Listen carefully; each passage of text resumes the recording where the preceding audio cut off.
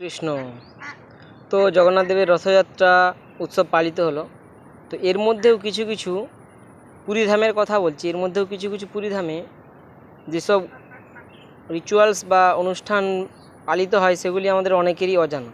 তো তার প্রথমটা হলো অধর্পণা, অর্থাৎ এতে করে তিনটি বড় বড় যে মাটির কলসের মধ্যে কিছু ভোগ, তরল ভোগ নিবেদন করা হয় জগন্নাথের প্রতি, এবং সেগুলিকে ভূত প্রেতদের উদ্দেশ্যে তারপরে ঢেলে দেওয়া হয়। দেখবেন অনেকেই ভিডিও কিন্তু দেখে থাকবেন, সেগুলি কিন্তু ভূত প্রেতদের জন্য।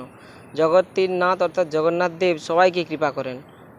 এই সময়টা কিন্তু পৃথিবীর সকলের জন্য, অহিন্দু হিন্দু সমস্ত লোকের জন্য জগন্নাথ দেব বিশেষ কৃপা প্রদান করেন। তো অধর্পণা হলো সমস্ত ভূত প্রেতদেরকে কৃপা করার জন্য। তারপরে রসগোল্লা উৎসব, অর্থাৎ ভগবান জগন্নাথ দেব মাসির বাড়ি যান প্রায় 15 দিনের জন্য, 10-15 দিনের জন্য। তো তারপর যখন ফিরে আসেন তখন রসগোল্লা উৎসব পালন করা হয়, যেমন বাড়িতে অতিথি এলে রসগোল্লা নিয়ে এসে সেই রকম।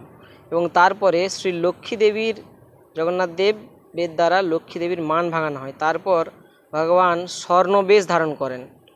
তো এই সব রিচুয়ালসেরই আমি কিছু কিছু ঝলক এই বা ফটো ভিডিও এই ভিডিওর মাধ্যমে আমি তুলে ধরার চেষ্টা করব। তো আপনারা দেখবেন এবং বেশি বেশি করে শেয়ার করবেন। হরে কৃষ্ণ, হরি বল, জয় জগন্নাথ।